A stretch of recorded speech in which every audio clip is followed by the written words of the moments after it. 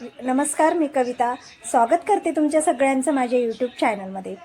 तर बघा, आपली जितकीच कटिंग इम्पॉर्टंट असते ना, कटिंग महत्त्वाची असते, आणि तेवढीच आपली ब्लाऊजची शिलाई देखील फिनिशिंगमध्ये व्यवस्थित येणं तेवढंच महत्त्वाचं असतं.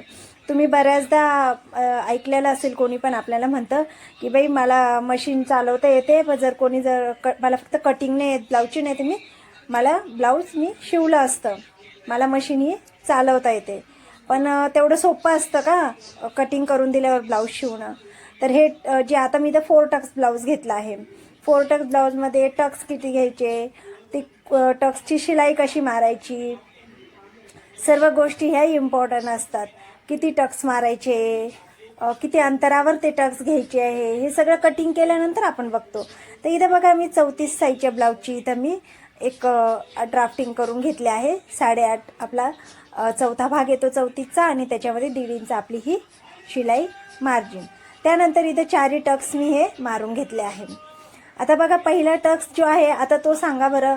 आता तो काय आपण कट करणार नाही आहोत. आता तो कितीवर घ्यायचा हे आपण जेव्हा कटिंग केल्यानंतर समजा माहीत जरी असलं, तर शिलाई करताना आपल्याला ते जर शिकलेलं नसलं किंवा त्याची प्रॅक्टिसच नसली, तर कसं काय समजणार की हा टक्स कितीवर मारायचा आहे, कोणत्या साईजला कितीवर मारायचा आहे. तर हा आपला पहिला 4 टक्सचा पहिला हा टक्स. तर पहिला टक्स हा मी 1 इंचावर घेतला आहे, म्हणजे त्या साईडने 1 इंच, ह्या साईडने 1 इंच, दोन्ही मिळून आपला हा 1 इंच तिकडून गेलं, 1 इंच इकडून गेले. तर हा टक्स आपला पहिला मारून झाला आहे. आता हा टक्स मारताना देखील टोक येऊ नये म्हणून आपल्याला काय केलं पाहिजे, शिलाई कशी मारली पाहिजे, ते सुद्धा तेवढंच इम्पॉर्टंट असतं. आता बाजूचे बाकीचे सगळे टक्स पण आपण तसेच मारून घ्या. बघा, आता तुम्ही हा टक्स किती छान आला आहे. म्हणजे हे ब्लाऊज 1 टक्समध्ये जरी ठेवलं ना, तरी पण मस्त बसेल, टोक पण आलेलं नाही आहे.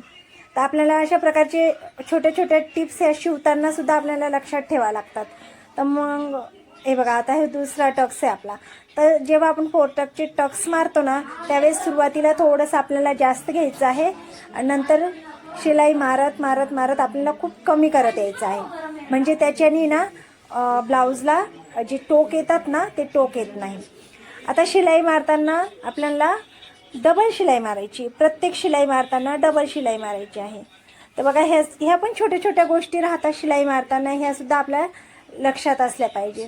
तर जेव्हा इथून पुढं कोणी म्हणेल ना आपल्याला की कटिंग जमत नाही, मला जर कोणी ब्लाऊज कट करून दिलं तर मी हे शिवेल म्हणून, तर त्यांना खरंच एक वेळेस कट करून द्यायचं ब्लाऊज आणि म्हणायचं की मला एवढं ब्लाऊज तुम्ही काहीही न विचारता शिवून दाखवा. नाही जमणार, कारण कटिंग जेवढी इम्पॉर्टंट असते, जेवढी कटिंग महत्त्वाची असते, तेवढीच ब्लाऊजची शिलाई देखील महत्त्वाची असते.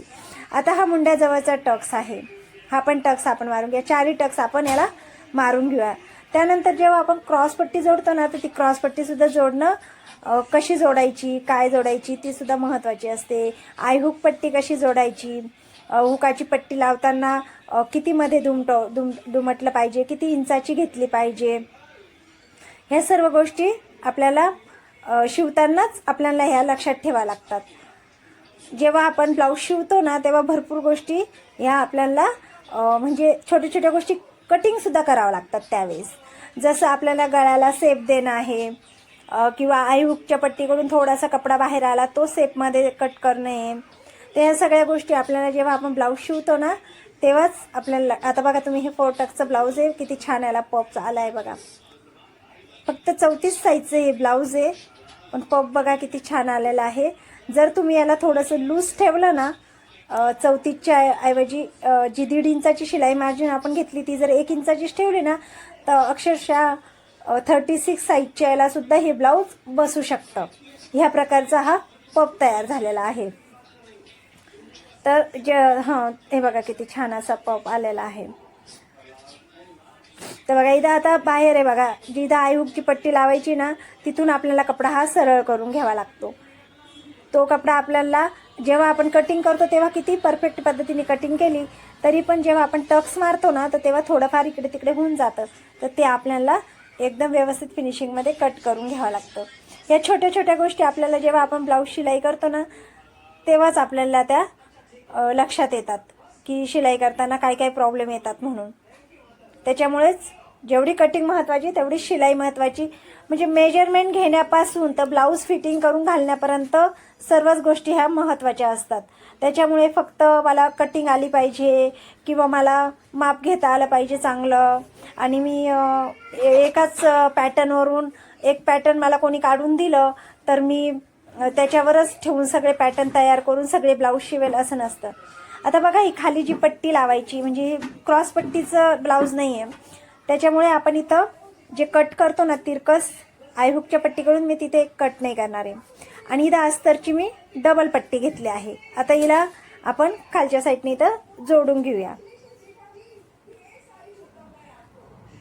कोणत्या वेळेस किती नंबरची शिलाई मारली पाहिजे हे सुद्धा आपल्याला जेव्हा आपण ब्लाऊज शिवतो ना तेव्हाच आपल्याला कळतं की जेव्हा आपल्याला एखादी शिलाई उसवायची आहे तर ती आपण 5 नंबरची शिलाई मारतो. जी शिलाई आपली इम्पॉर्टंट आहे ती आपण छोटी शिलाई मारतो. आता याच्यावर दाबटीप द्यायची आहे.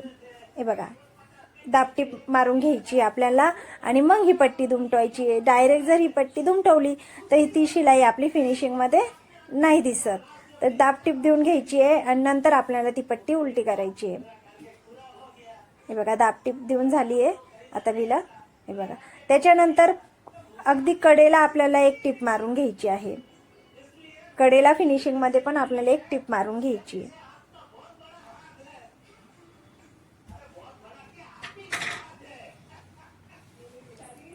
एकदम कडेला ही टीप मारायची म्हणजे जेणेकरून ही टीप एकदम छान फिनिशिंगमध्ये येते.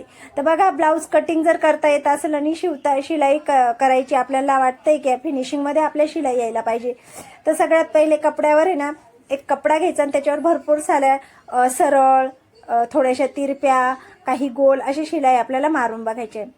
आता ही जी आपण टीप मारतोय तर आपला टक्स हा दाबला गेला नाही पाहिजे, म्हणून व्यवस्थित अशी हे बघा असं असा कपडा धरायचा आहे. बघा मी धरला आहे ना त्या प्रकारे सरळ धरायचा आहे.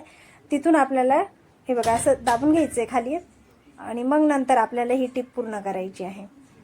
ह्या प्रकारे ही टीप आपल्याला पूर्ण करून घ्यायची. हे बघा, हे बघा. तर आशा करते मी तुम्हाला की आजचा व्हिडिओ तुम्हाला नक्की आवडला असेल, आणि व्हिडिओ आवडला असेल तर व्हिडिओला लाईक करा. तुम्ही अजून माझ्या चॅनलला सबस्क्राईब नसेल केलं तर चॅनलला सबस्क्राईब करून घ्या. आणि व्हिडिओ हा पूर्ण बघितल्याबद्दल खूप खूप धन्यवाद.